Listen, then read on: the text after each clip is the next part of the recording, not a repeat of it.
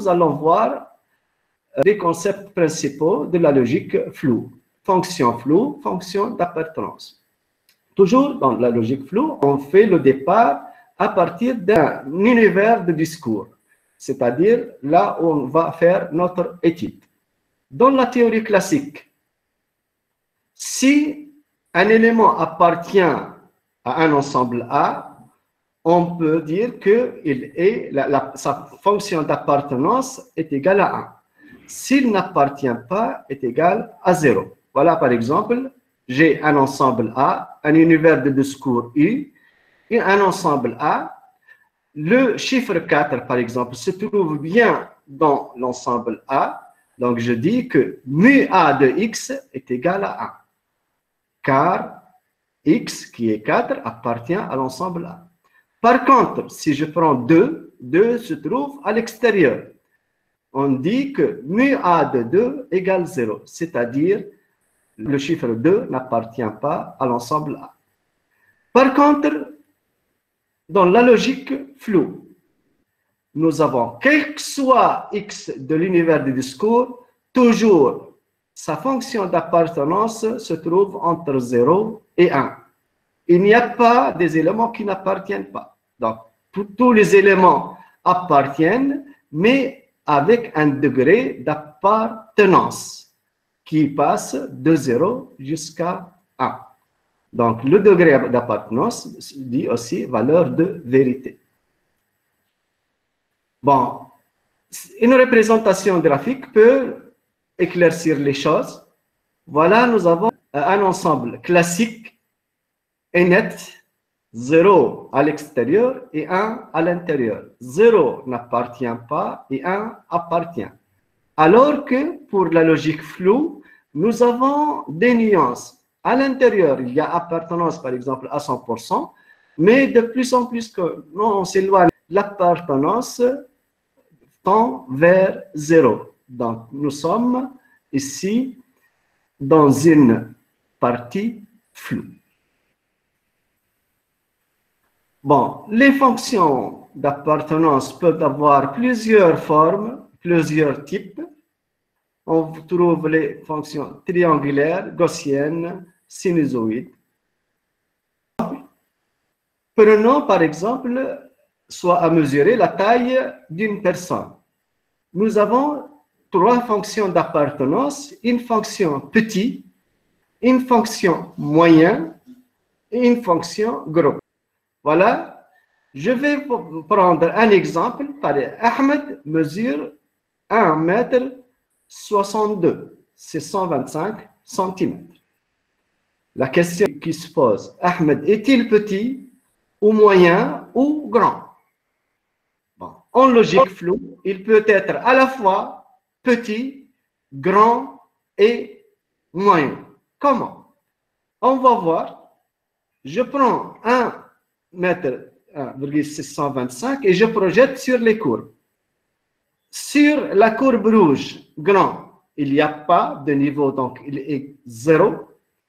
Sur la courbe moyen verte, il appartient à cette courbe de l'ordre de 25%, et il appartient à la courbe petit avec un degré de 75%.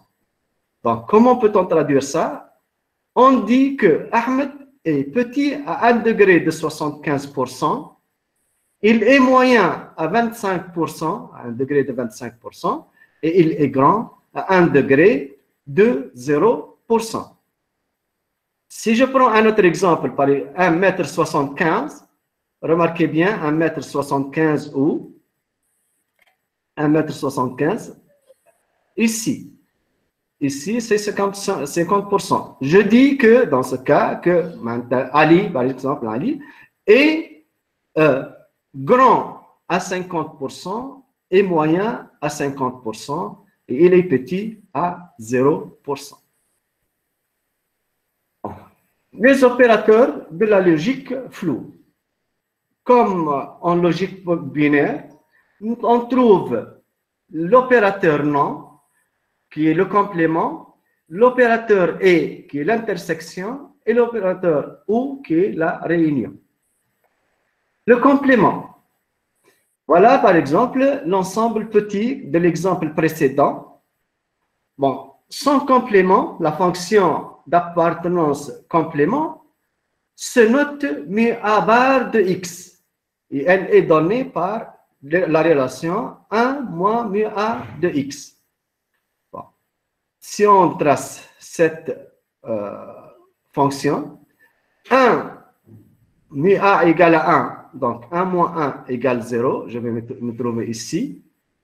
Et là, 1 moins 0, ça va être là. Donc, on obtient la courbe suivante. Donc, en bleu, c'est la fonction d'appartenance petit. En rouge, la fonction d'appartenance non petit. Il faut faire attention, non petit, ce n'est pas grand, c'est non petit, le complément de la fonction petit. Bon. Monsieur, Oui. je n'ai pas bien compris comment vous avez tracé les noms petits. Non petit. J'ai utilisé cette expression. Mi A égale 1, mi A bar égale 1 moins mi A x. Je trace point par point. Par exemple, ici, dans cette zone, le mu A égale à 1. Donc, si je fais 1 moins 1, je trouve 0. Par exemple, ce point-là, petit égale 0,5, c'est-à-dire 50%. Donc, 1 moins 0,5 égale 0,5. Ce point-là, j'ai 1 moins mu A. Mu A égale 0. Donc, j'obtiens ici 1. Dans toute cette zone, 1 moins 1 égale 1 moins 0 égale 1. C'est clair? Ok. Oui, merci, monsieur. Bon, le deuxième opérateur, l'opérateur A. Dans ce cas, nous allons prendre deux ensembles. L'ensemble A pour les personnes petites et l'ensemble B pour les personnes moyennes. Et on veut déterminer l'ensemble des personnes petites et moyennes. Ceci est donné par l'expression suivante. Mu A de A inter B, l'intersection, est égale au minimum de mu A, mu B. Ici, on va voir le minimum. Essayons de faire ceci. Petit, c'est la courbe en bleu, et moyen, c'est la courbe en vert. Dans cette partie, quel est le minimum? C'est bien sûr B, puisque A est égal à 1 et B égale 0. Dans toute cette zone-là, la courbe B est inférieure, se trouve au-dessous de la courbe A. Donc, je vais trouver ça. Dans cette zone, je vais trouver ça. Puis, ici, c'est égal à B. Mais au-delà, maintenant, à partir de cet instant-là, la courbe B devient au-dessus. Donc, le minimum, c'est égal à A. Je vais prendre ça. Voilà. Et ici. Voilà donc le minimum. Le minimum, c'est ça. Petit et moyen. Donc, cette fonction, c'est la A inter B. Le dernier opérateur, l'opérateur OU. Maintenant, on va prendre les deux ensembles comme tout à l'heure, petit et moyen. La réunion est donnée par la relation suivante. A union B de X est égal au maximum de mu A, mu B. Tout à l'heure, pour la fonction E, on a pris le minimum.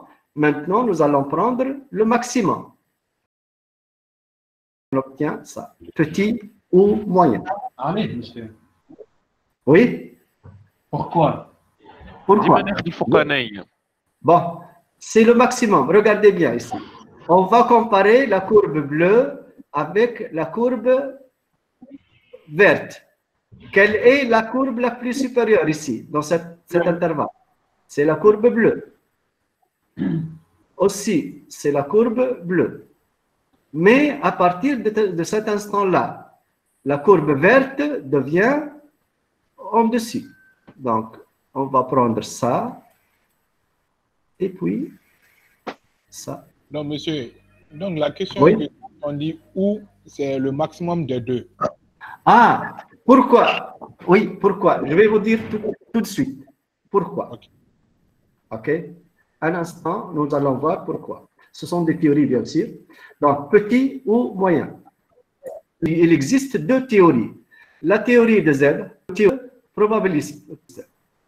Pour Z, il suppose que E est donné par le minimum ou est donné par le maximum. Le complément est donné par un point. Pour le probabiliste, on utilise la notion prod probor.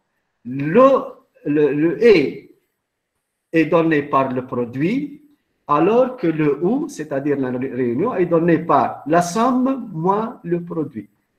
Donc, ce sont deux théories à admettre. Dans l'exemple précédent, nous avons appliqué la théorie Z.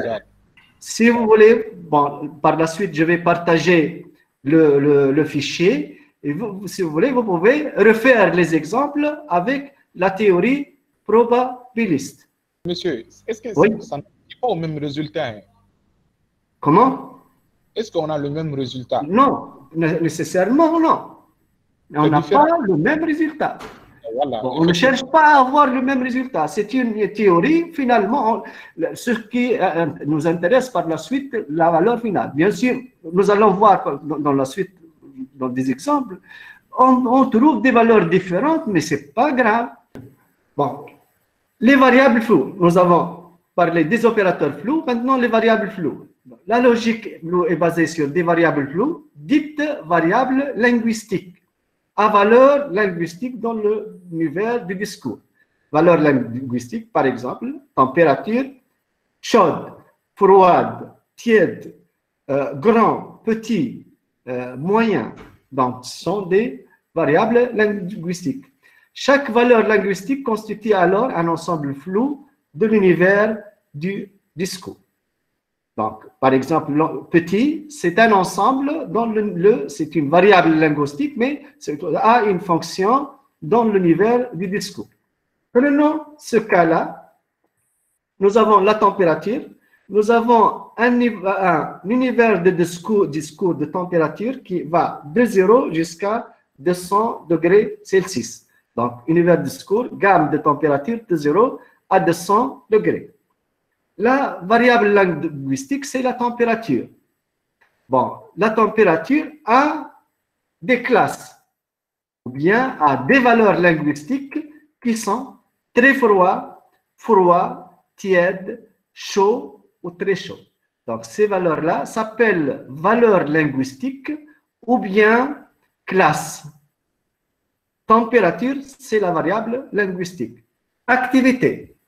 Soit le système de contrôle d'un ventilateur de maison ayant deux entrées, température interne, TI, et humidité relative, HR, et une sortie, vitesse du ventilateur, notée V.